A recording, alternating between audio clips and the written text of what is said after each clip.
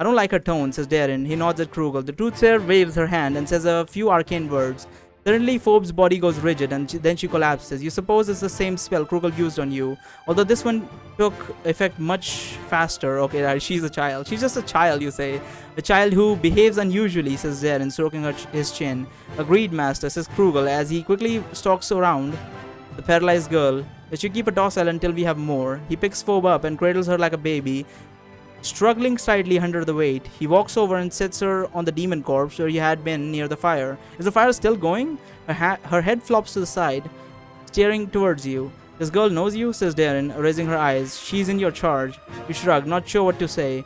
Nothing good can come of explaining it. You're not even sure if you can explain it. That is true. That would be a really weird conversation. Vanessa chuckles. I'd rather not give out information, and strokes the side of your cheek. Stroke the side of your neck with one of her long nails. Some caretaker you are. How is this girl mixed up with you, Rooster? Says Darren. She's just an orphan. You say as though that is an explanation. Vanessa rolls her eyes. Enough delays. I have work to do. She grabs your head, cradling it, and although she is gentle, you can feel the strength in her. You're certain you wouldn't be able to break out of this embrace if you wanted, which you don't, thanks to her beguiling eyes. How will you resist the charm? Fighting her physically will do you no good.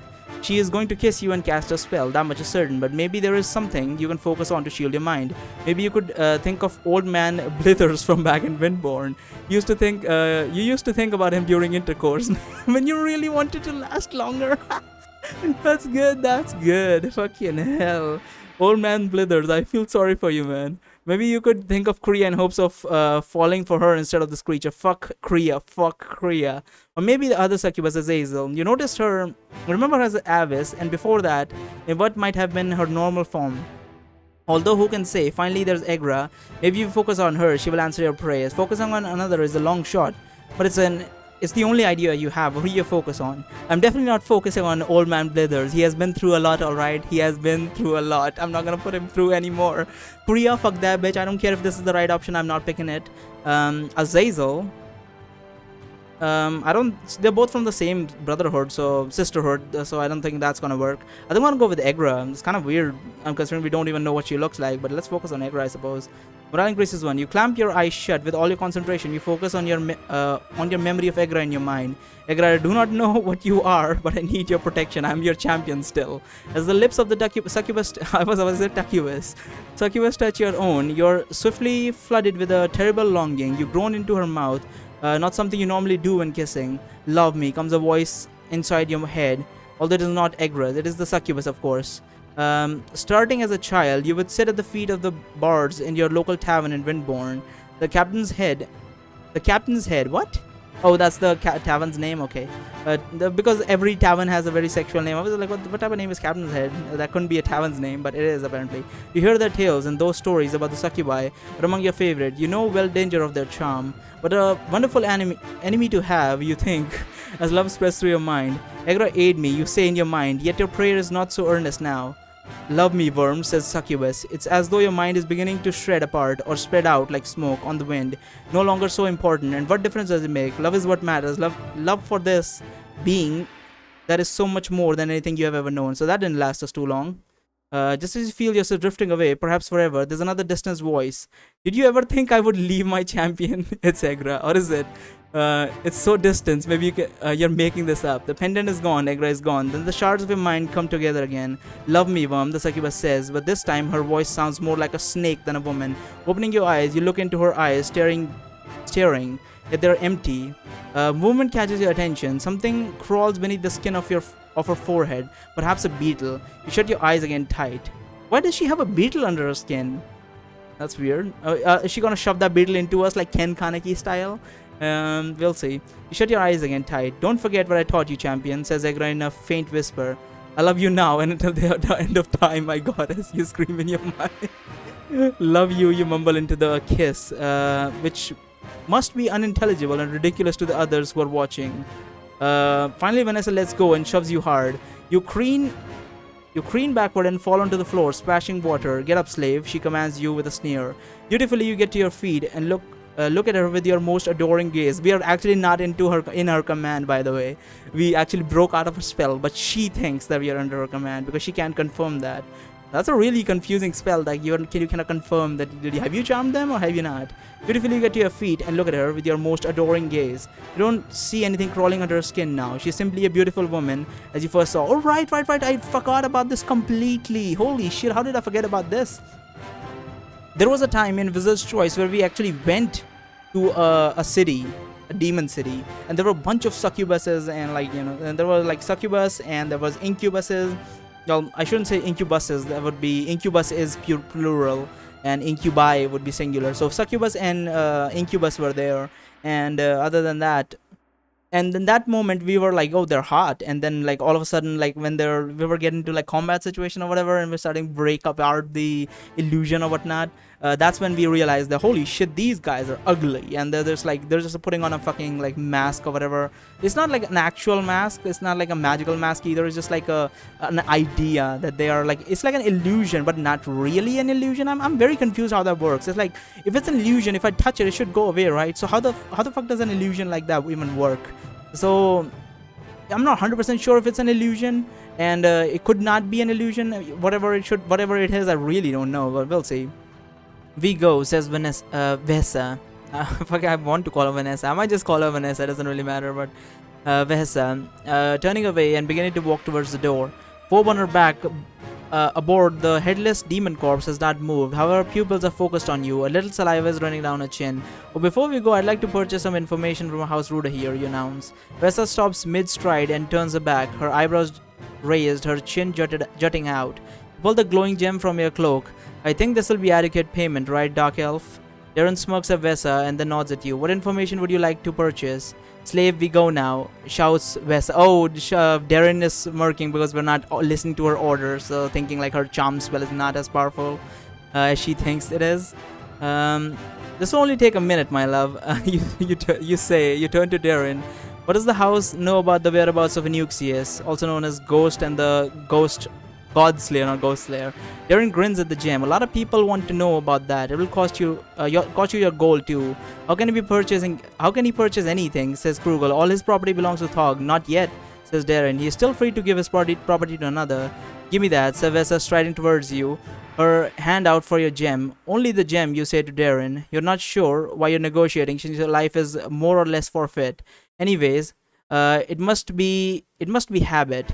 Vanessa, slave. It must be habit. Slave, all you possess is mine, says Vesa. You accept, says Darren, winking at Vesa. This is mine, Cave Pixie, seeds Vesa. Remember what I said about that ill-tempered ballad needing a new home? Darren ignores hers as he walks up to you, his hand out. You put the glowing gem in his face, lighting up his face. Oh, he's just happy to vex her. Triumph in his eyes. Maybe the charm of the carnal sisterhood is exaggerated, says Darren as he climbs up the dais and sets the gem on the highest pedestal, besides the great book of the house. Another scowls as she stalks towards you, her hand on the hilt of her sword at her belt, glaring with hate. We shall see. What do you say? I'm not your plaything, you pathetic fiend. This information is important to Azazel. If you strike me down, I shall become more powerful than you... What? What does that mean? If you strike me down, I shall become more powerful than you can possibly imagine? I don't understand what that means. This information is important to Azazel. I think that's the simplest option that she would stop at. This information is important to Azazel, you say. Vesa looks over at Krugel. The Truthsayer nods. With this information, Azazel would want to meet with me most expeditiously. Expeditiously, okay. That is such a fuck off word, you say. Again, Vesa looking at Krugel and he nods. Vesa folds her arms as the anger in her eyes subside. Is this why you're here? A quest for Azazel? You nod. She compelled me, beguiled me to do it. I see that now. You have broken her spell. And now that you say it out loud, it strikes you that she probably did not cast a spell on you. That would explain why you didn't go to Kalak or the Duke as soon as you get... Oh, she probably didn't cast a spell. Okay. Now that you say it out loud, it strikes as she as in not the girl in front of us. They're talking about... they're not talking about Vesa, they're talking about Azazel. So Azazel didn't cast a spell on us. She probably did cast a spell. Okay, I'm getting confused now. Fucking hell. Let me read that again. Now that you say it out loud, it strikes you that she probably did cast a spell on you. That would explain why you didn't go to Kalak or the Duke as soon as you guessed that Avis was in fact the succubus. Deep down, you could not act against her. We're getting charmed 24/7 anyhow. It doesn't really matter. So this Azella is clever, you think. Rhea and even Vesa were clumsy in their charms. Azazel did it without even knowing. Well, obviously, Azazel, if I am guessing it correctly, is the OG. She is Nerul's assistant. She was really strong. Holy shit, she was strong. I mean, I think if I were to fight Azazel in a Wizard's Choice, I would say it would take at least 60 mana to take her down. Yeah, I think like 60 offensive mana and like the whole combat situation would consume at least 60 mana if I wanted to kill her. As far as I can tell, I'm not sure if that would work out in my favor. But I did kill like 3 big ass demons that were on the same power level as her. Like combined on the same power level as her, almost a little bit below her. That would have taken that took like 30 mana or something. I don't remember, 30 or 40 mana. But yeah, it should be done like 60, 70. It should be done. Anyhow, that's besides the point. That you guys don't have to deal with mana in this one anyhow. Let's see. And now Aziz's little spy sits within this very room. This fiend is not to be trifled with. Turn to Darren. You have my payment. It is time for mine. Right, Darren nods. He walks up to Dais, passes his hand over one of the scrying stones as he murmurs a few strange words. The crystal turns inky black, then a shadowy ghost-like hand emerges from top of the crystal. Hand clutches a rolled-up scroll. Darren takes the scroll and the hand evaporates as the crystal turns clear. Darren climbs back down the stairs and thrusts the scroll into your hand. For our records, he says, sharply, it is all the house knows of Enuxis' whereabouts. Are there copies, you ask? Darren shrugs. Probably not. Our transcribers really make work for themselves. Control the scroll. It reads, 9th Ram's month, 46701. Reports by 3 witnesses of Enuxis' appearance and Leary verging in. He sat alone watching the performance of the minstrel troupe Harpy Song. Approached by Sparrow, Pointy Wench. Who the fuck is Pointy Wench? Portly noticed that he was recognized and disappeared where he sat. Mundane invisibility suspected or possible teleportation.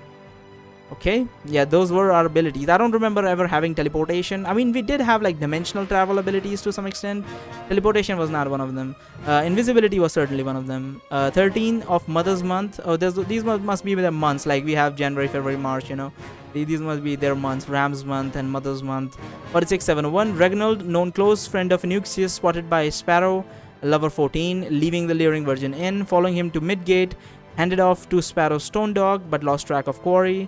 17 of Mother's Month, 46701. Report of spotting Narissa, cleric of Aletheia, a known associate of Enuxius, in Middle Ring near Central Gate by Sparrow Nest Egg.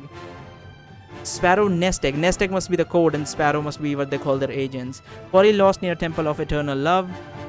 Sparrow reported disappearance due to magical intervention.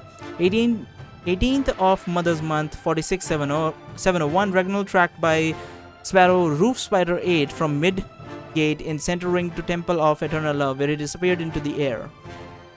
Disappeared into the air? I don't think Reginald had magical abilities as far as I can remember, but okay. Based on these observations, albeit sparse as they are, we conclude that Enuxius and his associate are based, at least in part, within the walls of Temple of Eternal Love. You look up from the scroll. I'll take that, slave, says Vesa. What do you do with the scroll? I thought she might say like, you don't need this, or I need this, and she's gonna snatch the scroll initially. So at this point, it doesn't really matter. We already read the scroll, so I'll just give it to her. It's pointless to me. Give to Vesa. As you wish, miss, you say, turning to her.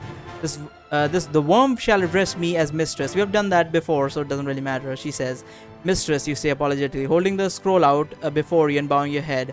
A light glows in your peripheral vision, and you look over. There's a flash. You look over and see the red gem that Darren had left on the high pedestal is now shining so bright that everything is bathed in bloody red. What the hell is happening? Life decreases 3. Crack. The gem explodes, sending fragments whistling in all directions. You dive and roll. There's a hot pain in your hip where a shard got you. Still, like, life decrease 3 from a shard? Maybe we get attacked after this? Staying down, you examine the wound. The shard appears to have only grazed you, slicing you clean, but not leaving anything behind. There's a shout of fear. You look up to see a beautiful woman with long black hair step out of the crimson smoke where the gem had been. She wears chainmail made of intrinsically woven green links. And why is her plate mail green? That's weird. That hug her curvaceous body perfectly. In one hand, she carries a short sword with a brilliantly polished blade. In the other hand is a coiled black bullwhip. What? I mean, I know what a bullwhip is, but